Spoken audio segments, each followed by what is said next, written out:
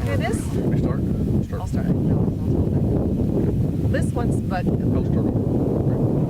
well, this once bustling town was only in existence from about 1920 to 1942, and you'll see, if you can see in the background, there's some oil wells. This was a very popular oil town. It was originally called Whizbang. Now you cannot have a dignified town by the name of Whizbang. Yeah, that's what the oil field guys would call it, but I guess some. And even the locals still call it today, but it's officially Denoya. Denoya, D-E-N-O-Y-A. Who the hell thought of that name? I like Whizbang a whole lot better. Whizbang, Oklahoma.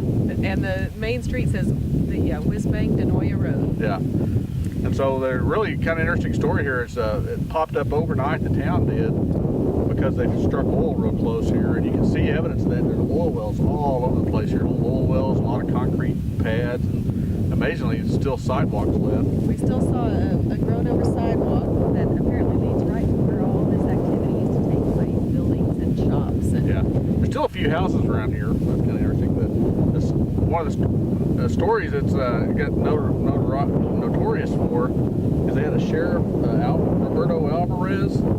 He came in from Alvarado. Jose Alvarado.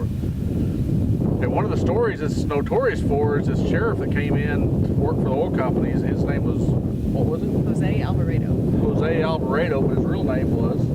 Bert. Bert, something like that. Bert Bleacher or something. Yeah, I don't know. He came in from Texas. He worked down there with the some of the Mexican deals. Okay. So this guy, he worked for some of the Mexican generals down there. He came up here in the 20s to bring law and order, but he was kind of both sides of the law, is what the rumor has, and he did both sides of the law. And he ended up, I think one time he collected money from one of the massage parlors for $2,500, but he got arrested for that, and he ended up giving the money back, and they didn't really account for it. And so I don't know what they were massaging, but too far. God, no. I'm trying to think of it. You're stuck on the massage. All right.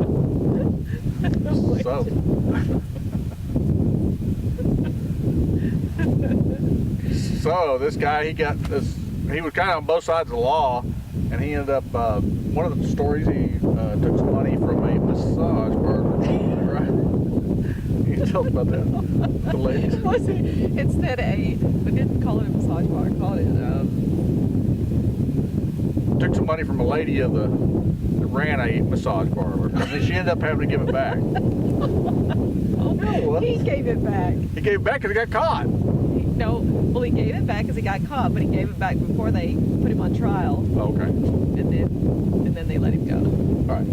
So he was kind of on both sides of the law. One time they had a fire here, actually towards the end of the time of the town. They had a fire at the post office, and he wouldn't let the firemen put the fire out until all the post office until the letters were up. It ended up. It had to do with a woman. Yeah, I think it had to do with a woman, and he ended up getting a gunfight with another lawman that was in here that had killed the woman. And he got shot in the chest. Alvarado. Yeah, Alvarado got shot in the chest. He shot the other lawman 4 times. Then during the gun battle, Alvarado hid underneath a table. Merchandise table.